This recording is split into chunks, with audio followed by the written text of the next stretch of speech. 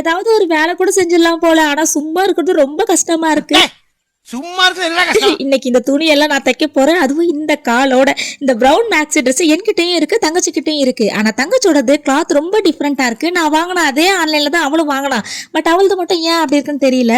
அப்புறம் கால் இப்படி இருக்கும் போது இதெல்லாம் தேவையான தங்கச்சி கேட்டுட்டு இருந்தா. இது பெடல் மிஷின் இல்ல, பவர் மிஷின். ஸோ நம்ம சும்மா லைட்டா டச் பண்ணா மட்டும் போதும், அது பாட்டுன்னு போகும்.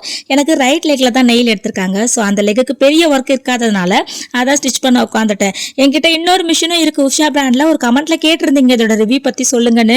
நான் வச்சிருக்க ரெண்டுமே புது மிஷின் தான், வாங்கி 2 இயர்ஸ் ஆகுது. ஆனா ஆனஸ்டா சொல்லணும்னா உஷா மிஷினை இந்த 2 இயர்ஸ்ல நான் ஒரு முறை கூட யூஸ் பண்ணதில்ல. ஓவர்லாக் பண்றதுக்காகவும் அப்புறம் இந்த எஜ்ல டிசைன் போடுவாங்கல்ல, அதுக்காக தான் வாங்கியிருந்தேன். சின்ராஸ் தான் திட்டிட்டே இருப்பாங்க, அது எதுக்கு வாங்கினது, நீ அதை ஷோ பீஸ் மாதிரி வச்சிருக்கேன்னு.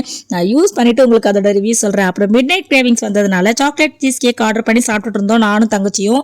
ஐ love cheesecake, but chocolate cheesecake இதான் ஃபர்ஸ்ட் டைம் ட்ரை பண்ணேன்.